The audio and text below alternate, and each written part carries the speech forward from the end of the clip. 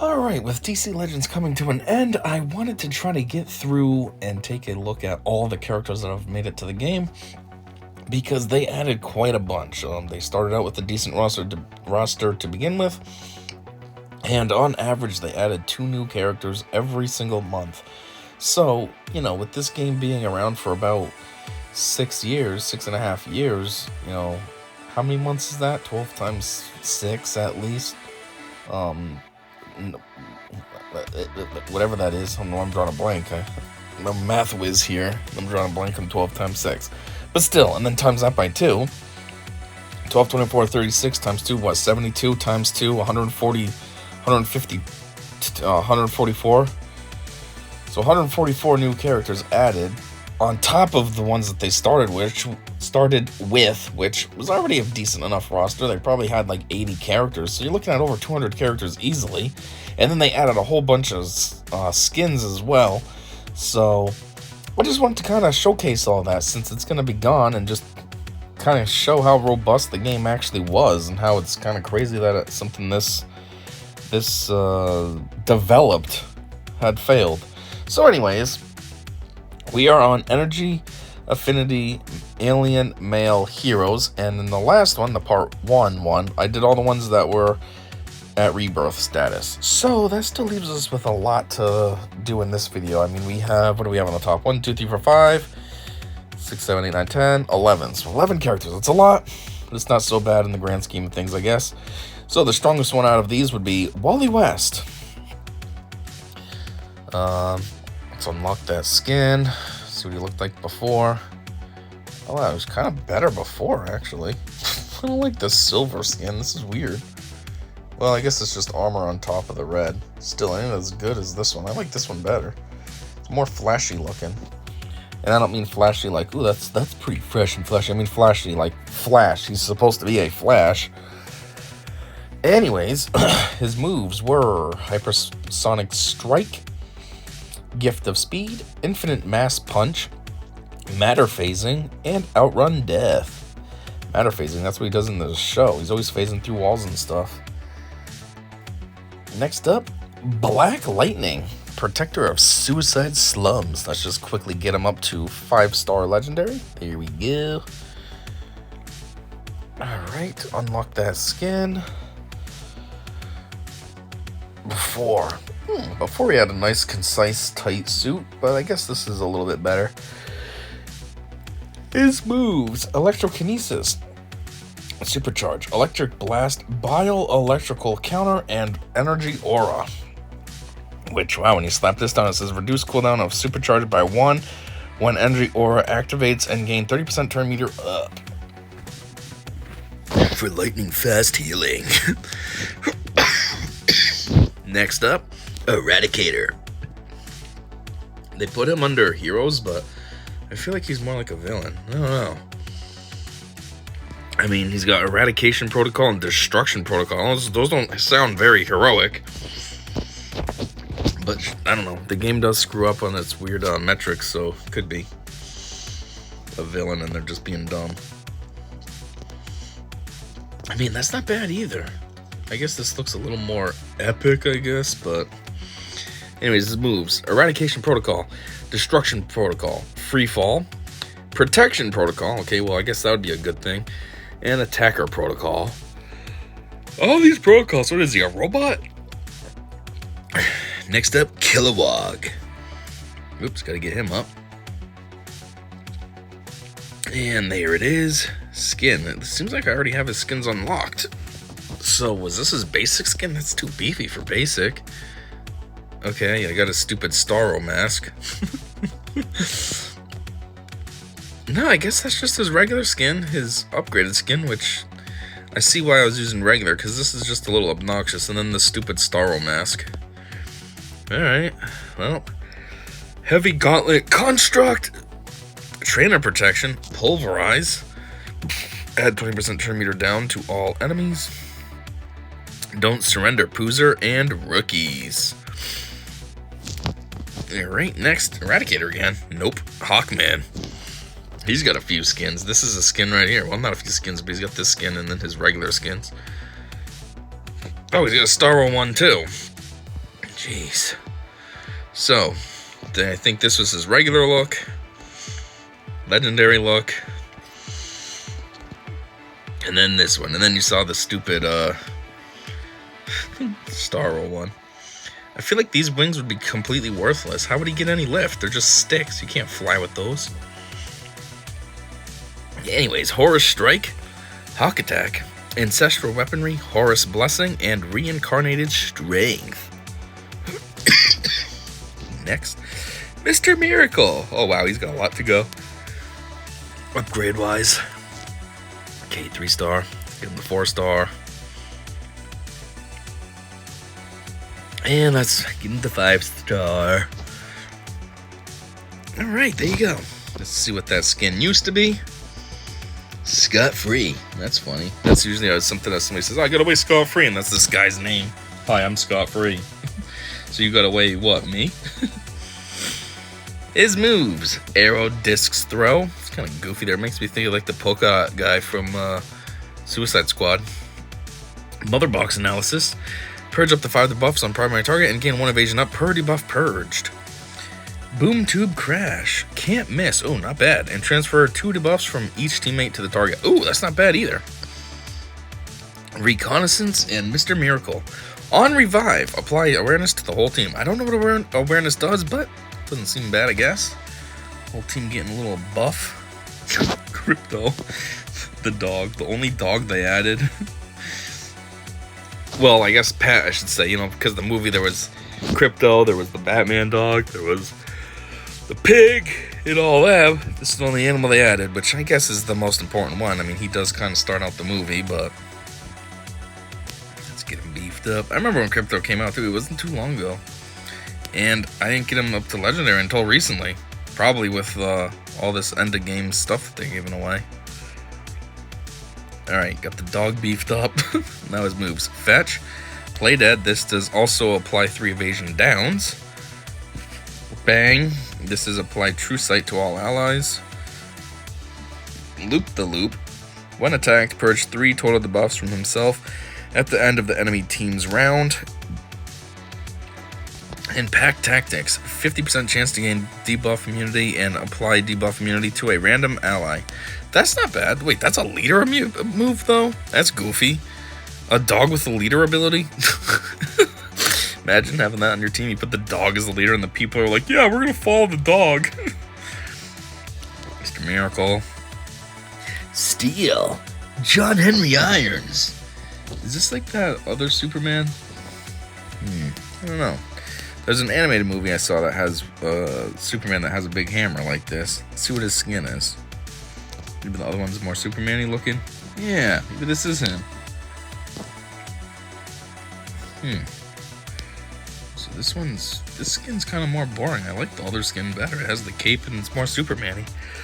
Oh, well, anyways, momentum. Hammer time. True Man of Steel.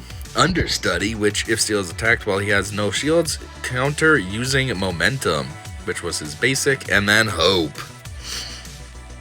I should rewatch that Superman movie. It wasn't bad. What was it called? Rise of the Superman or something? Anyways, Superboy John Kent. Never mind Clark or anyone else. This is John, motherfucker. Open up that skin. Okay, kind of standard other than those skinny jeans you're wearing. I think this one's better. Should have a cape, but at least overall it's better. This kind of reminds me of Connor Kent's suit, actually. Him and John. Well, they're both Kents. I guess that makes sense. Is he supposed to be Connor's son? I don't know. We'll see the story after. Super Slam. Heat Vision Burst. This is gain 3 intelligence ups. Frost Breath. Weird woman looking mouth. Emerging Super Senses and Natural Hero Instincts. Also apply 10% shield. 10% turn meter up to all teammates. Was that a leader ability? No, just passive. I was gonna say, how does he have a leader? He's just a kid. But then again, they gave a leader ability to a dog, so. Eben Sir. Hey, isn't this the guy that Hal Jordan got his powers from? The Timeless Protector. Unlock that skin. This is what he was like before. Yeah, I guess his after's a little better. Doesn't have a little bit of armor. Kind of looks like he was just hanging out with Poison Ivy, though. Ground rules, pack tactics, indomitable will. Doesn't Hal Jordan have indomitable will, too? From Beyond the Grave and Protector of Sector 2814. And then at the start of the turn, gain 2 intelligence ups for each invisible ally.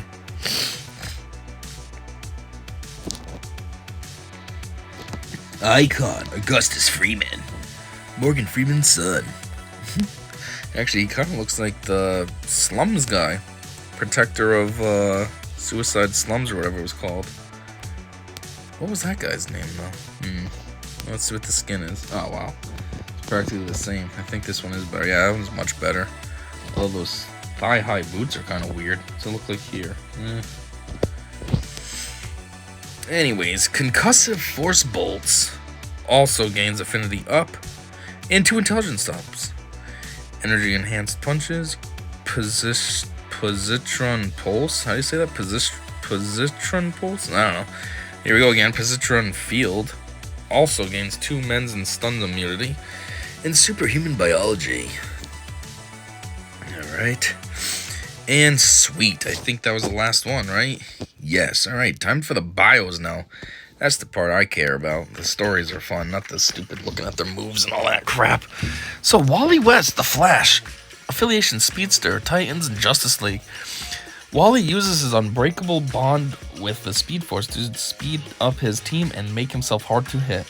Forgotten by reality, Wally West fought against the odds to come back from the Speed Force and reclaim the love of his friends and the title of the Flash. Wally West grew up admiring Central City superhero The Flash. Unbeknownst to him, the Flash's secret identity was actually his aunt Iris West's fiancée. One summer, while going out with Barry, a lightning struck on some chemicals that spilled over Wally, granting him the same powers that a similar accident had granted to the Flash some time ago. Since then, Wally became Kid Flash, the Flash's sidekick, until the fateful day of Barry's death. Since then, he decided to keep on the legacy and become the Flash. Oh, so Wally's basically the next Flash. Okay. For some reason, I always thought he was like before the Flash. I always think of Barry as the most current one, but I guess it would make it so he's the most current one. Anyways, this guy I was thinking of, what's his real name? He kind of looks like that Freeman guy. Well, affiliations, Justice League and the Outsiders. Powers. By manipulating electricity, Black Lightning can heal his teammates as well as purge buffs and debuffs. Jefferson Pierce, oh, there's his name, improves Suicide Slums as a teacher by day and fights its criminals as the superhero Black Lightning by night. I don't know what's going on. Getting dry. Oh man, knock it off. Anyways, growing up in Metropolis's Suicide Slums, Jefferson Pierce was a first-hand witness to the violence and gangs that controlled his neighborhood. After becoming an Olympic gold medalist and graduating college, he returned to help the community, but ran into trouble with a criminal organization called the Haunted when they killed one of his students. Jefferson put his latent electricity powers to use as Black Lightning, intent on bringing them to justice. Okay, next, Kilowog. Green Lantern Corps. Kilowog uses his powers to help his teammates stay in battle for a long time and provides strength to deal great damage. Kilowog, the Green Lantern of Sector 674, a proud sergeant and the best rookie trainers of... What? A proud sergeant and the best rookie trainers of the Green Lantern Corps. Okay, it's a weird sentence. Kilowog is a geneticist and one of the brightest minds in Bolovax Vic, his crowded home planet, until Erme recruited him to join the Green Lantern Corps and become the protector of Sector 674, carrying his responsibility with pride and honor. Kilowog is best known for being one of the bravest and most respected members of the Green Lantern Corps and the best rookie trainer in the Galactic Organization. Yeah, he is a rookie trainer based on the movie that Ryan Reynolds hates. I agree with his sentiment though, I don't mind it. Anyways, Eradicator. Are you a bad guy or what? You're an outsider, okay? That don't help. The Eradicator is a cyborg weapon built for the protection of his allies, but also a deadly weapon that can annihilate his enemies. The Eradicator is a weapon programmed to protect its home world of Krypton and its culture at all costs. But when it's brought to Earth, it attempts to transform this world into its own, and turn Superman himself into a true Kryptonian. What? Oh, I see. It's trying to turn Earth into Krypton, so now Superman can be a Kryptonian again instead of an alien. The Eradicator is a machine of Kryptonian design, built to preserve the world of Krypton and protect if from outside influences. I think that's just mean it. By destroying whatever it deemed as an intruder. Thousands of years later, it arrived to Earth, attempting to turn it into a copy of its birthplace. Okay, next up, Hawkman. Affiliations: Thanagarian powers. With the help of nth metal, Hawkman is able to reduce the critical damage and strength of enemies, making him stronger and more resistant to damage. Carter Hall, an archaeologist and the reincarnation of the Prince Khufu, operates as the hero Hawkman, powered by his nth metal armor. Khufu is an Egyptian prince that one night encountered a Thanagarian ship made of nth metal, the same material that was later used to kill him and his lover Chayara by the evil Hathset. What is up with these weird words? I mean, I guess it's alien names, but geez, they're goofy. The nth metal gifted both Khufu and Chayara the ability of reincarnation and condemned them into an eternal cycle of love and death. Khufu took many faces over the centuries, such as Carter Hall, and took up the alias Hawkman to defeat evil. Okay. Next up, Crypto. Super pets, even though there's only him. Crypto's powers are similar to those of Superman, having grown accustomed to fight alongside him. He causes significant amounts of damage, although sometimes inconsistent. He also uses his evasion skills for his advantage. Before Kal-El left Krypton, it was his family dog that initiated the trip to ensure the safety of the child. Delays in his ship caused Crypto to reach Earth years after Arizona, but the conditions of his new home allow him to share Superman's powers, making Crypto effectively a super dog. Much like Superman, super dog. Mr. Miracle, scot-free. Affiliations: Apocalypse. Powers: Mr. Miracle transfers debuffs from his team to the enemies who can't hide from his advanced technology. After years of hell on Apocalypse, Scot-Free created a new life for himself on Earth as the hero and escape artist Mr. Miracle. In a last effort to end their war, the leaders of New Genesis and Apocalypse traded sons. While Orion was given to the benevolent Highfather, Scot-Free ended up in the hands of the god of evil, Darkseid. Escaping torture at Granny Goodness's orphanage, Scott hid on Earth and took on the mantle of Mr. Miracle. He is the greatest escape artist in the universe and uses his advanced technology to fight injustice alongside his wife, Big Barda. He's married to Big Barda? I don't know why that seems funny, it just is. Jeez, though, he's the son of Darkseid and was in Granny's orphanage? Sounds like a crappy life. Steel, John Henry Irons, Justice League. Born as a replacement for Superman, Steel is primarily a protector. He focuses harm to himself, diffusing it by shielding. He's also a slow but heavy hitter, using critical damage to tilt the battle in his favor. John Henry Irons firmly believes Superman's protection is what brings hope to Earth. When the superhero falls to Doomsday, he takes the matter into his own hands and builds himself an armor capable of emulating the Kryptonian's powers. John Henry Irons firmly believes Superman's presence is a necessity for the well-being of Earth. So when the Kryptonian hero is defeated by Doomsday, the engineer resorts to what he does best and builds a mechanized suit that holds all of Superman's physical abilities. Determined to serve as a new protector, he takes his sledgehammer and jumps into action. Next up, Superboy, John Kent. Super Sons, Kryptonian. A hero in training, his super senses ignore taunt and invisibility, while his attacks stun enemies and purge their buffs. Half Kryptonian and half human, the energetic son of Superman is bound for superhero greatness like his father. The young son of Superman and Lois Lane, John Kent's Kryptonian powers promise to suppress even his father's, if he can just learn to use them properly. To safely master his abilities and become a hero, Superman arranges for John to train with Damian Wayne, the newest Robin and son of Batman. As a hero in training, John shows the sharp mind of his mother, the great heart of his father, and an unshakable commitment to truth and justice. This don't make any sense. It says that the young son of Superman and Lois Lane, John Kent's Kryptonian powers promised to surpass even his father's. But, like, why? They shouldn't. He's half Kryptonian, half human. And the other thing is, Superman gets those powers because he's Kryptonian. So on his planet of Krypton, the sun is what gives him his powers. It's different here, so it helps him. Like, if he was on Krypton, he'd be a normal person, but here, he's super. Well, if John is half human, half Kryptonian, then that means his sun power should be half as much as his father's, which means he's only half as good as his dad. So why would his powers surpass his father? That don't make any sense. Unless you're going to come up with some weird storyline that, oh, having half of Earth human abilities somehow is a benefit as well, because now I don't know. Otherwise, that makes no sense. He would be weaker than his dad. That makes absolutely no sense. That's a stupid story. Ibn Sur, the Timeless Protector, Green Lantern Corps. As the former Green Lantern of Sector 2814, Ibn Sur has learned to serve as a protector to his allies while also bringing out the strength of those he's confident he can support.